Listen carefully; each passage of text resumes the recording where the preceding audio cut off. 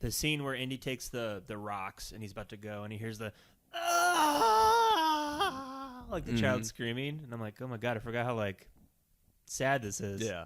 And then it goes there and Lincoln's like, what's going on here? I'm Child labor. I'm like, they're slaves. And Liam's like, they're slaves?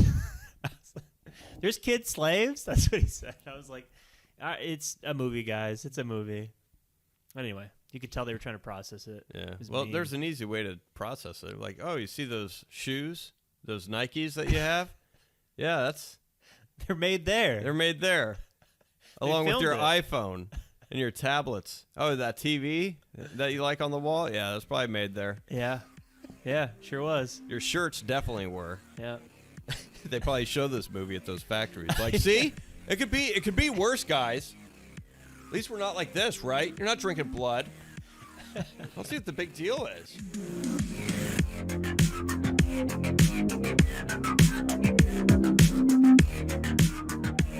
Welcome to Cast with No Name. We're your hosts. I'm Jay. And I'm Matt. This is episode 57. This episode, we seek fortune and glory as we discuss the 1984 action-adventure film Indiana Jones and the Temple of Doom. But first, don't forget to visit our website, castwithnoname.com. You can find a link to all of our stuff on we're on Instagram too, so you can follow us on there. Yep. And Spotify, Apple, whatever. Leave us a rating, all that good stuff. We're on YouTube. All of our episodes are on there, so if you prefer that, subscribe and comment on there. Yeah, enough of that. Enough of that stuff. You call him Dr. Jones. You call him Dr. Jones. And we're canceled. No time What? for That's what he love. sounds like. I know. I It's know. awesome. Yeah. But yeah, Temple of Doom. Temple of Doom. So, did you watch this growing up too? Yeah, I saw this one more than Raiders, obviously. Not as much as Last Crusade, but it was the other one I think I watched the most just because... Last Crusade? Yeah, the Temple of Doom. Temple of Doom. So, because Short Round. I love Short Round. Oh, who doesn't? I mean, when you're a kid watching these movies, that was the perfect character to... yeah. Everybody wanted to be Short Round. Yep. I mentioned when I watched this with my sons, Liam loved it. Yeah. Way more than Raiders just because of Short Round. He loved it. I mean, he's doing karate in it. Oh, yeah. He's beating up bad guys Yeah. that are 3 times his size. Yep. You love it. It's awesome. He's funny. Oh, yeah. Funny. Yeah. I like how he interacts with Indy. Like, not like he's his dad, but his friend. Yeah. Like his older friend. Yeah. Like, especially when they're playing poker in the jungle. It's like an older brother kind of thing. Yeah. That's cool. And, yeah, I love Short Round and Indy's dynamic with that, which I kind of want to, like, because in the movie, he's talking to Willie, and she's saying, "Oh, where'd you find him at?" And he's like, "I didn't found him. I caught him. He was picking my pocket in Shanghai, and he was been living on the streets since he was 4 years old." But rewatching it now, I'm like, did he know him before, and he just happened to be in Shanghai and then hooked up with Short Round while he was there, just like as far as I see what getting you're his saying. buddies, but Well, he had to have known him for a while if he's going to trust him to like be his getaway driver. yeah. So that I kind of want to see is like how like he had to have had some like massive impact on Short Round, or like they had to have spent some adventures, at least 1 or 2 together already before this point. Yeah. So where he would trust him to do stuff like that. Yeah. Which is kind of fun to just kind of think about. Yeah. And yeah. But yeah, because he wouldn't have trusted him that quickly if he just ran into him that one time in Shanghai kind of thing. Which I do like that about this movie where they don't explain. Yeah. Like the other waiter guy who's helping him out in the opening scene. Like they don't really. Yeah. Like, we went on many adventures. Yeah. I go first, Indy. Yep. Like, that's it. I love how Short Round times the getaway. Like he magically appears where they're falling out of the building. Yeah. Just out of nowhere. Yeah, it's fun. So this movie came out 1984. Yeah. And this is actually a prequel because Raiders of the Lost Ark took place in 1936. This takes place in 1935. Yep. Which Nicole did not know this was a prequel. Oh, yeah? I had to tell her. Yep. Yeah, it's not unless you're I paying attention very well. Yes. You Because wouldn't know. they only show the date one time, and then that's it. Yep. And they don't even really call a lot of attention to it. Because I think the date South America 1936 shows up in Raiders like 3 minutes after the movie, like all the opening credits go and everything else, and then it's just like a random point. It just pops up South America 1936. Yeah. Or even when he meets the ambassador for the Maharaja, and he's like talking about Indy's past, like the Lost Ark never comes up. Yep, never comes up. Yeah. But I do like how they kind of mention that he's not a very good archaeologist. Like you can, in Raiders, you kind of get the sense of him stealing shit, bringing it back and selling it to a museum for like extra pocket money or something like that. And to where in Raiders, he's a little bit more, I want to say mature, but I don't know if that's the right word. He's not as selfish as what he is in this movie. In this movie, we made the comment of fortune and glory, like fortune and glory, kid, fortune and glory. Like that's the reason why they go to the castle, Pankot Palace. Pankot Palace, is to get the stones and pretty much make a shit ton of money off of it, and that's his motivation. To whereas like later, his more motivation is like belongs in a museum and blah blah blah, which he still gets paid for. So it's like, but they make reference in this movie to where, well, what you did in Mexico, I heard, was no short of grave robbing, and which that's pretty much what he is. He goes on these treasure hunts to find treasure and get paid for it, and it's, I guess he has a little bit of that. Oh, it needs to be in a museum where people can kind of appreciate it, but like in this one, it feels more self-serving than it does in his other movies. Yeah. Which is a nice little, it's not much different, but it's like a year prior in his life to where by the time this movie wraps up, then you can understand, okay, that's where he got his empathy from, or his sense of empathy, to where it's not just out for myself all the time kind of a thing. I'm going to start doing things maybe for the greater good. In terms of the grave robbing, is there a reference to that in Kingdom of the Crystal Skull? Like when they go, I don't remember because it's been a long time since I've seen that movie. I'm not sure, because it has been a long time since I've seen that movie. It was probably, been at least 10 years. I feel like they made a callback, like just in terms of the dialogue. Very well or something. could have, because I think in a sense they actually do end up robbing graves. They do. I do remember that scene. So, but he might have made a mention like, well, this isn't my first time, kind of a thing. Yeah, something like that. But no, that's why I like it, something I appreciate about this movie is he's a little bit more selfish, a little bit more egotistical and about himself more so than doing things for the greater good for just moral reasons. Which makes sense because he wouldn't have had the adventure with Marion, which made him a little bit less selfish in terms, you know what I mean? Mm-hmm. This he wouldn't have had that yet, so it makes sense from a story perspective, And Temple of Doom. Yeah, Temple of Doom. Do you think the listeners know what this is about? I think so. So, well, let's just sum it up. Indiana Jones is tasked by Indian villagers with reclaiming a rock stolen from them by a secret cult beneath the catacombs of an ancient palace. Yes, that's it. Yep, and continues with the cold opens. The cold opens. Yeah. So you have, and he's in a tuxedo. He's in a very nice tuxedo. Just like James Bond. He doesn't say Jones. Indiana Jones. So they have a nice scene in Club Obi-Wan, which is the name of the club. Yeah. And which I had to rewind it, rewatching it, because I never noticed it. Oh, yeah. Yeah. I think they only show it in like two spots. One, the wide shot when they're falling on the awnings, and then the last shot when he falls into the car. And then they drive past Obi-Wan, it. Yeah. Well, I've never watched it critically before, so I never really paid attention to it. Yeah.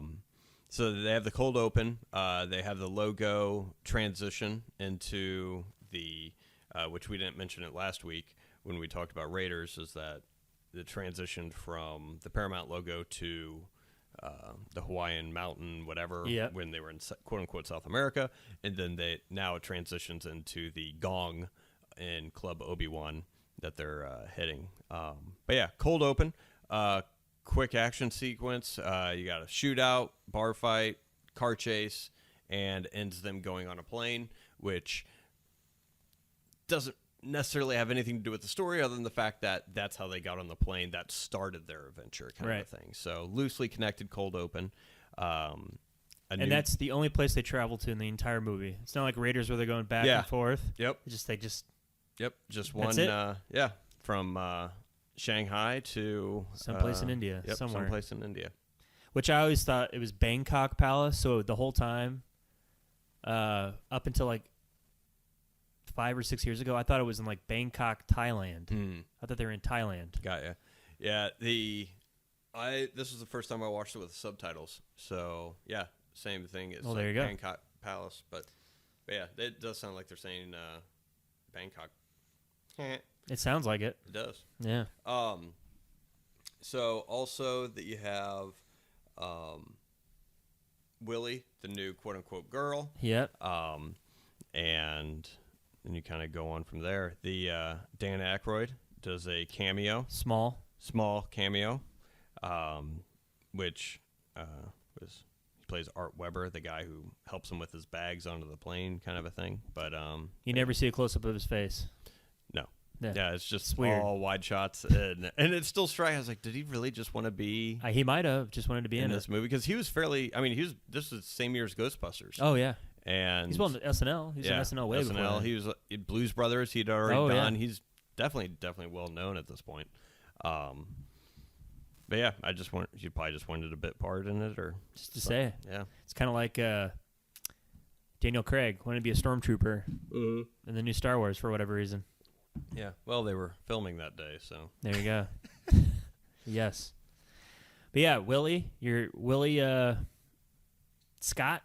She's the damsel in this movie. Yeah, definitely a damsel. That's all she is. Yeah, is a damsel. I am not a fan. Not at all. Of Willie, and I understand I think she is supposed to be the comic relief.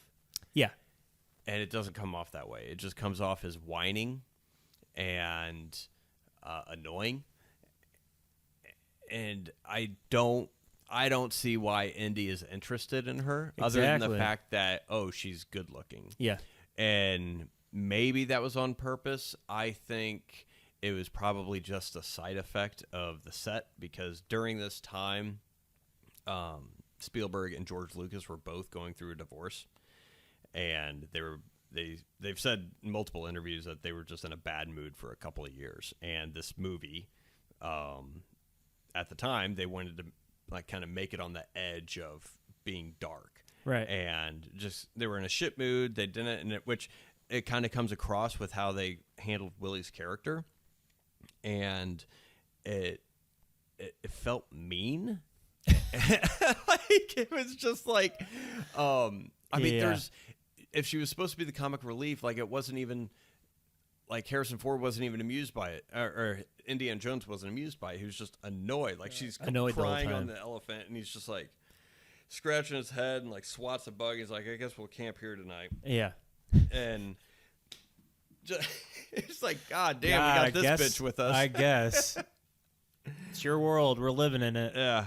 Fuck it. All right. Well, the reason why, you're right, she's supposed to be the comic relief, but you have Short Round in it, and he's funnier. Yeah. So you don't need another comic relief. Yep. And so obviously she's in there just for Harrison Ford to bang somebody. And and that's the only, I mean, and that's why I say I wonder, I guess it kind of works for Indy's character that he's like shallow at this point. Like, oh, pretty lady, I'm going to put my bean in. Yeah. And then that's okay. To where I feel like at least, I mean, with Marion and hot blonde Nazi chick, that he was kind of like intrigued by their intelligence. Because they were smart. Them being capable and self-reliant and everything else like that. And to where I feel like I was like, Indiana Jones would not give two shits about this lady, right? And it doesn't make sense. I mean, I don't know if it was a side effect of just maybe they intentionally said, oh, Indy's so shallow at this point that he just wants to bang. Yeah, he just wants to bang. Okay, but I don't even know if it was that. I think it was just like, oh fuck yeah, we got to have a woman in here. All right, let's. Right. have the most annoying piece of shit Yeah. do it, which she does a good job for her character, because obviously she's not like that in real life. At least I hope not, because, well, Spielberg ended up marrying her Yeah. in 91. But I mean, obviously she's not like that, but it was weird to have her character written like that and literally really nothing to do. Yeah.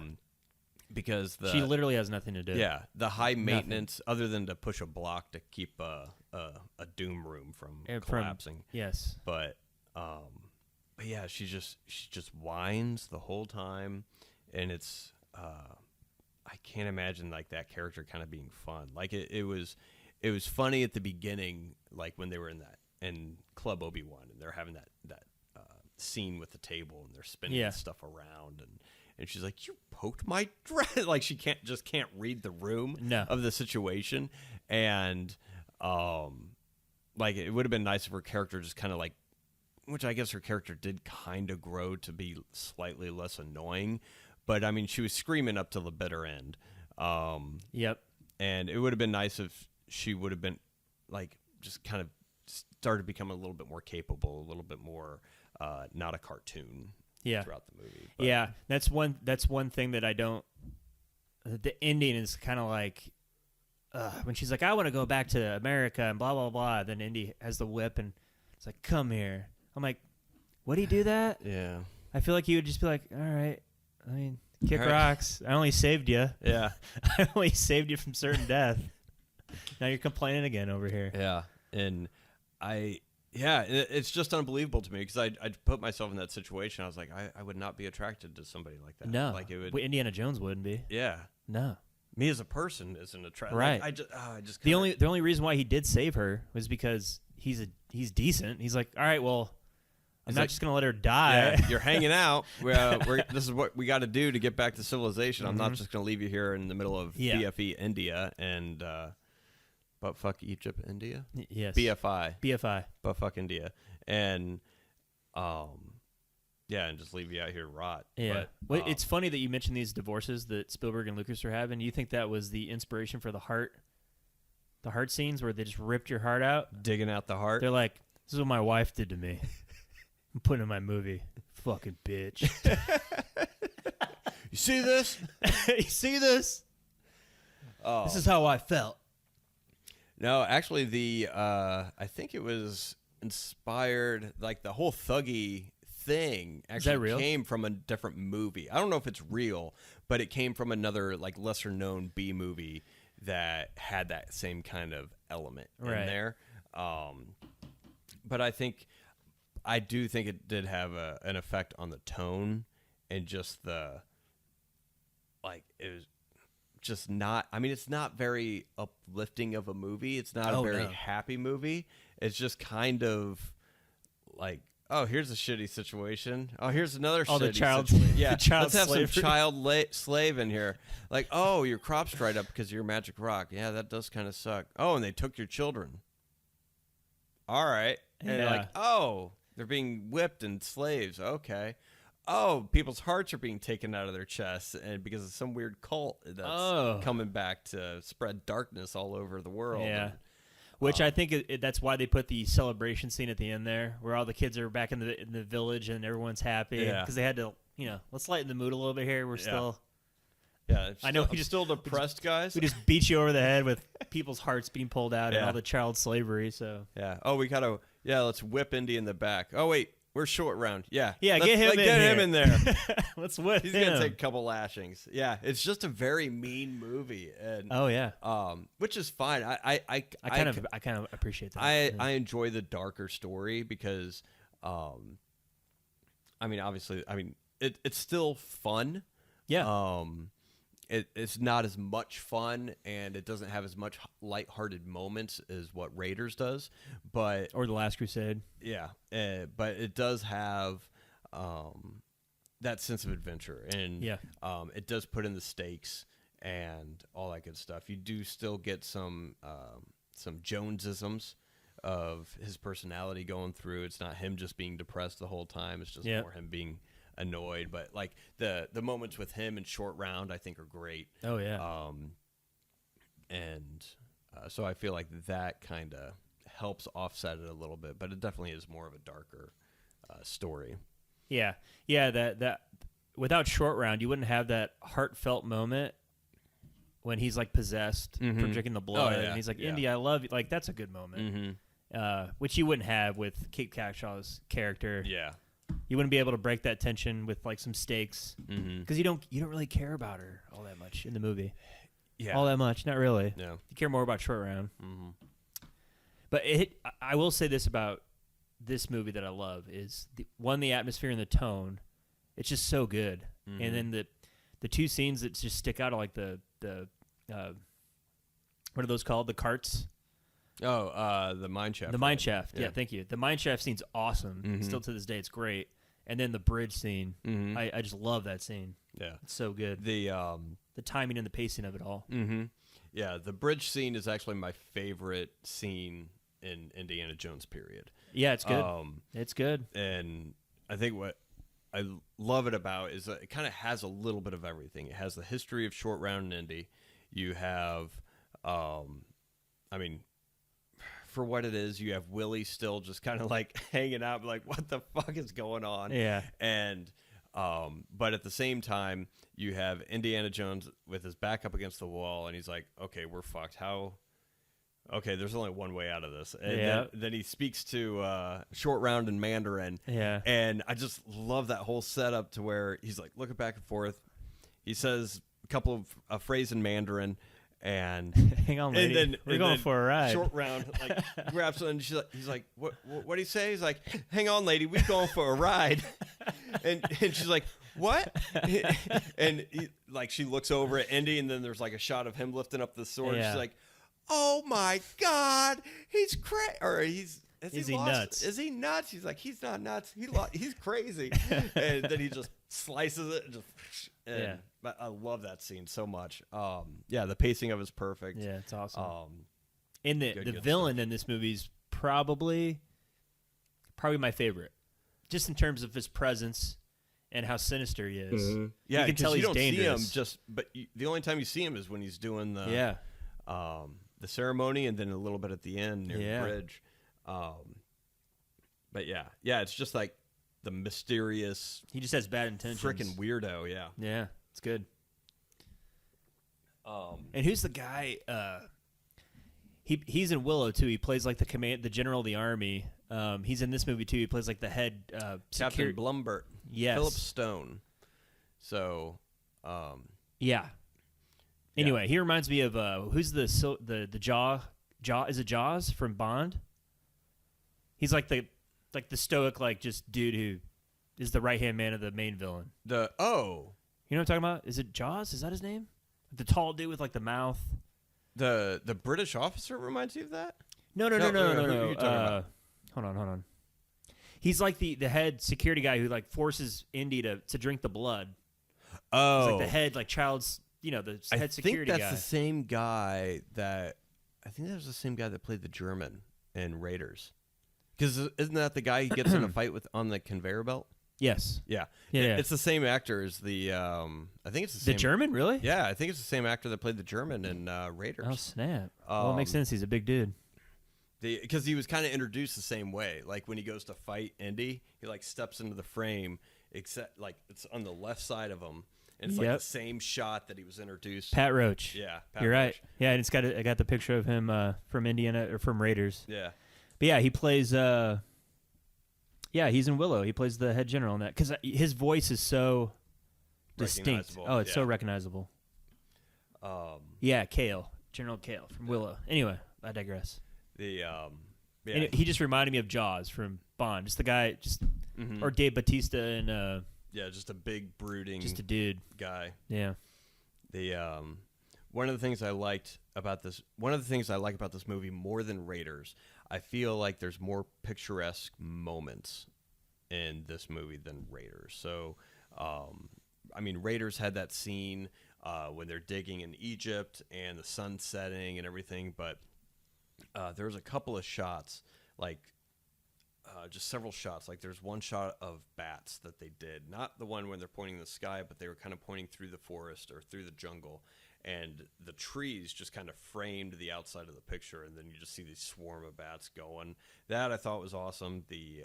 There's also a shot before when he's Indy's telling Short Round Fortune and Glory. It's nighttime. You can kind of see the Indian village in the background, and Short Round comes running up the hill or whatever, but it's like a starry night. You see a shooting star. The composition of that shot, gorgeous. And then the bridge scene, Pankot Palace, just like some of those exteriors, they felt, I feel like, a little bit more, I don't want to say artsy, but like compositionally pleasing.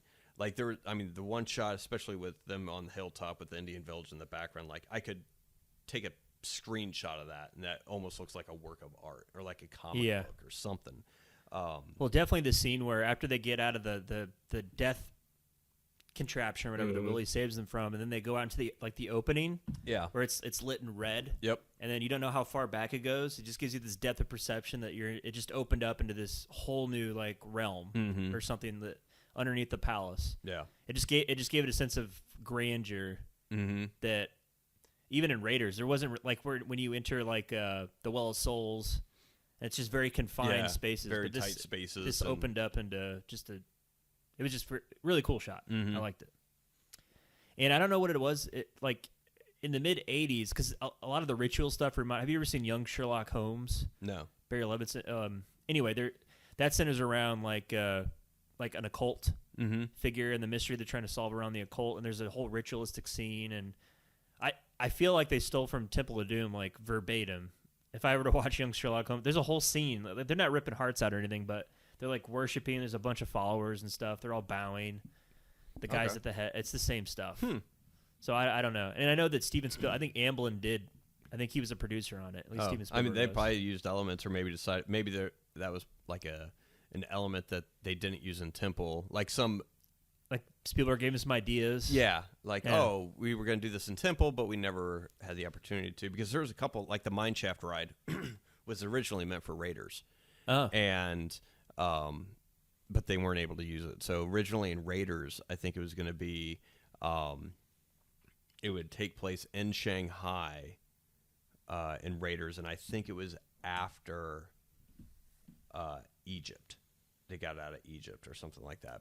And then another element that they were going to use that they weren't able to was the raft coming out of the airplane. They were going to use that in Raiders because that's how Indy was going to show up in Nepal, to where the Nazis were going to sabotage the plane,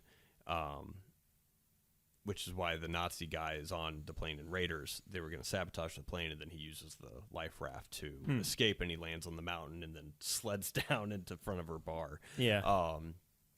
But in Nepal. But yeah, that raft scene, by the way, they actually did that for real. Not with people inside of it. They had dummies in there, but they actually performed that practically.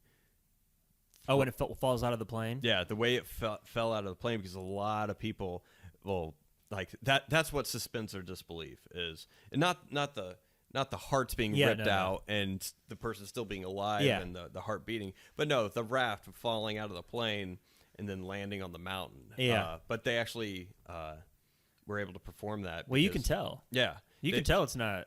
They went to a raft maker, and the guy constructed the raft so that way it would blow up with dummies inside of it. They had 3 stuntmen throw it out, and then it blows up, and it just happened and like the shot we see in the movie was the first take of it happening because it worked.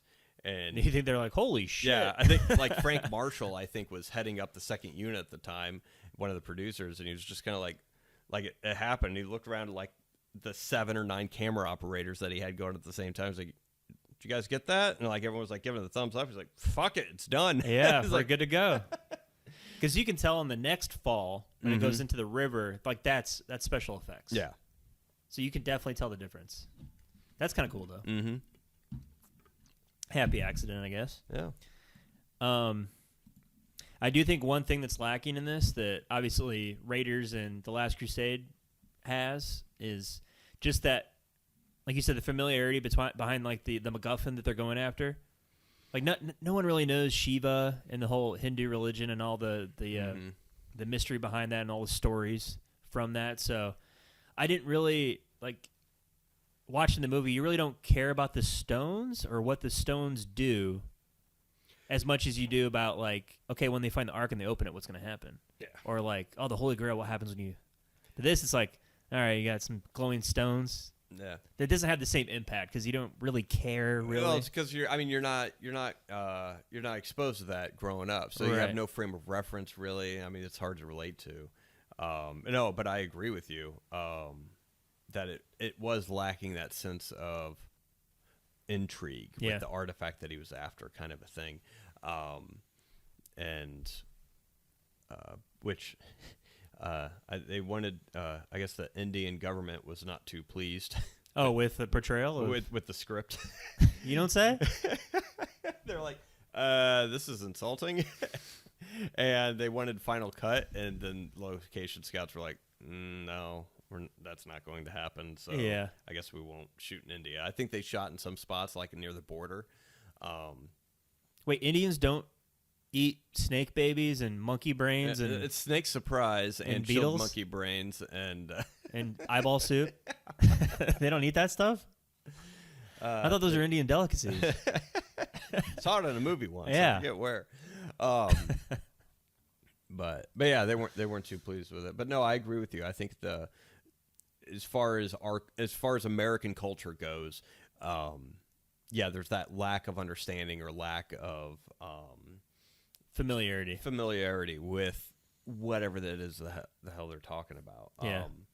And You should have saw my sons react to the heart. yeah, Oh my God. are they? They're like, oh my God. How'd they do that? I'm like, I don't know. They just put their hand in. He's like, Dad, can you do that? I'm like, no, it's not real. It's a movie. Please don't start trying to pull each other's hearts out of your chest. Please don't. I saw it in a movie once. Because they started doing it. I'm like, what do you guys? Like, I'm trying to. I'm like, it doesn't work like that, guys. Show them Kill Bill, and then Yeah. they do the 5-finger death punch. Exactly. Yeah. It was cute though. Yeah. The God, what was I gonna say? Oh, I saw this on Disney Plus. Okay. So Yeah. I own this. But you used your subscription for I something didn't use you already own. I didn't use my Well, Oh, you used yeah, wait, mine. no. I used my subscription. It's mine. Sure. Well, once Disney starts cracking down the password sharing, that gravy train's gonna run out. I don't know what you mean, sir. Yeah, I'm gonna get a knock on my door from the Yeah. giant mouse. So watched it on Disney Plus. I chose to watch it on Disney Plus because I was curious to see if they changed If they anything. edit stuff. And There wasn't. Was there a warning at the beginning? Like, I don't know. I Due to pushed the play and I racially immediately insensitive- went to get, I think, Okay. a ginger ale and like a man. yeah, and a fruit snack. So I'm not sure if there was a warning or not, but from what I saw, nothing stuck out to me as far as being different than Okay. what the actual original movie was, which I was happy to see. Well, it's got Deadpool on Disney Plus. So what would you? Deadpool's on Disney Yes, Plus, like in all its glory. in all its glory. Wow, it's not even in a separate, like you need to have an adult account. No, just out So you there. do need to have a like. It's in you because there's the kids profile and there's the adult one. Deadpool's not on the kids one. It's like for TV Y7 and below or something. Got you. Okay. Yeah. Or TV PG. I don't remember. Yeah, because it is hard to switch profiles on a. Good Oh, job. it is. Good job, Disney. That's all right. You just I don't know. Press a couple buttons and there you are. Yeah. But yeah, far as what I could see, they didn't change anything Good. at all, which is good. It was no light bulb or flashlight situation like they did in ET for a couple times. Yeah, instead of the guns, Yeah. those dirty guns. The Yeah. only time Universal disappointed me. Was that? Yeah. And Spielberg. I was like, what the fuck? Just no. Have you ever seen the South Park episode where they're like, "What are they doing to Indiana Jones? They're raping him. They're raping him." It's during that whole period where they redid their movies to update their special effects. Oh my God, they're raping Indy. And then they go on a pilgrimage to assassinate Steven Spielberg and George Lucas. Stop raping our Child. Oh, that's right. our childhood or something. Yeah. Yeah. Oh, that's funny. But yeah. But so, yeah, what I was going to say, the only downfall of this movie that kind of I'll have to watch The Kingdom of the Crystal Skull again.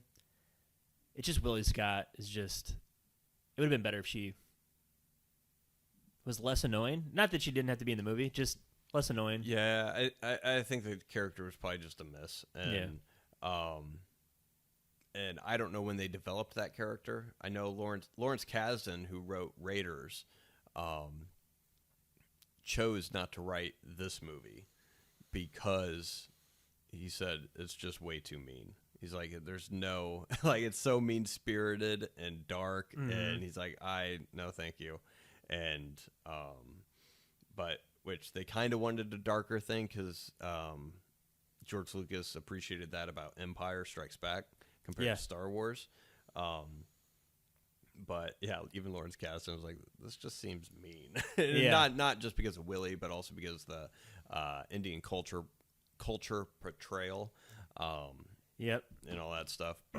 But yeah, I'm at a loss to the idea behind Willie. I know she was supposed to be funny. It didn't land, but I don't know if they were in the middle of the divorce when they came up with her character and like, oh, let's have just the most fucking annoying. Yeah. She's worried about breaking her nail during a life or death situation. Yeah, that's all she's worried about. That's what women are like, right? Right, George? Yeah, Steven. Yeah, what'd your wife ever do, George? Oh, she didn't do anything, except edit Star Wars to the magnificence that it is. Did she really? Yeah. Oh, of course. I'm pretty sure it's George's wife that edited Star Wars. Jeez. I'm gonna have to look that up. Oh boy. But what did she ever do? Yeah. But yeah, her character felt, I don't know. Yeah, it just felt they should have just given her more to do, or like maybe given her a little bit more of an arc. Yeah, a little bit more of an arc. Yeah, and I think that would have make her a little bit more capable. Yeah, well, just like or at least grow as a person. Yeah. To where like towards the end, maybe you have her like a piece of clothing or something that she treasured or something, like fly off during the minecart ride and like have a beat where Indiana Jones is kind of like, oh, she's going to lose her shit now. And she just kind of like washes it off and like does what she has to do, kind of a thing, just to kind of show some kind of growth. Or she loses something to save Short Round or Indy or something, does something. Yeah, something, to that effect. Yeah. But yeah, Marcia Lucas, one of the film editors of Star. Of course, there's like 6 film editors on there. I didn't know that. I guess, hold on. The more you know. Well, George Lucas was uncredited. Marcia Lucas, film editor. Paul Hirsch, film editor. Richard Chew, film editor. But I think Marcia had like the biggest impact on as far as pacing of. So once Marcia saw the Star Wars money rolling in, she was like, all right. I'm going to take this. I don't need to get my nails done anymore. I can just have someone do them for me. I'll just use someone else's nails. And complain about dresses. I don't know. They definitely didn't give Willie enough to do. No. Yeah, I think that's probably the biggest downfall for this movie. I think it's probably her character, but again, not Kate Capshaw's fault. I think being annoying, she did a pretty good job. No, I mean she did. If that's what she was supposed to do, she did a very good job. Yes, I agree. And but yeah, I mean overall, the movie's well paced. Short Round's great. Indy's great as usual. I like. I love the villain. The villain's great. I like the heel turn aspect of Indy once he goes on the dark side for that brief moment, and then there's that moment between him and Short Round. That's great. I mean the action scene, the mine shaft thing is awesome. The bridge scene's great. It's fun. Yeah. It's just not perfect. Yeah, this movie feels a lot quicker than Raiders to me. Yeah. So I think it's definitely. I feel like it's paced quicker. They did add 3 minutes to this, with just like random shots to kind of break it up, because I guess the first cut was so like beat after beat after beat after beat, to where Spielberg added in like more exteriors and just kind of establishing shots just to kind of break things up. To give, he said, a breather of he just added 3 minutes worth of stuff, and it was just like random shots here and there just to kind of break it up a little bit. Because I mean, even with those shots in there, this movie does feels smaller than Raiders, because probably, I mean, it's mainly in location, one location, but it does move along very, very quickly, because I think the whole thing takes place within 2 or 3 days. And because they leave Shanghai, you fall asleep, you wake up, you're in India, you spend the night in India, you travel a day, spend the night, wake up, go to Pankot Palace, and then the next morning, you're gone. Yeah, the whole thing was over. But yeah, it definitely felt like a quick, like, oh, here's a side adventure that we had on the way to coming home from a different adventure kind of a thing. Yeah, they just fall into your lap. Yeah. They just come jump out of the sky, literally. So, which I kind of appreciate. It's just a smaller story. Yeah. And that's, I think I like that about this movie, is that it's not some huge, I mean, they make reference that, oh, we're going to take over the Christians and the Hebrews and the Buddhists. World domination. Yeah, world domination bit, but you never really feel like the world's at stake. It's more of like the small community. Yeah, their lives are at stake. Yeah. That's it. But I did miss John Williams' like arc score. Yeah, it's not in the movie, just because that's so unique to me. Mm-hmm. Like that whole thing. Mm-hmm. It's missing. Yeah, and I think maybe. I don't know, but it's still good. Yeah, I enjoy it. It ranks behind Raiders and The Last Crusade for me, though. I would say, I don't know. I want to put this at second, but just because it has that bridge scene in it, but I mean, it's probably third. It has memorable scenes. That's for sure. Yeah. I mean, that like him going underneath the closing door and his hat falling off, and he reaches out and grabs his hat. It's got the booby traps, man. Yeah, the booby trap scene. It's got the bugs. It's got the weird food and everything. Yeah, all the weird food. Yeah, that all those foreigners eat. Yeah. Meanwhile, we eat processed shit. Yeah, that could.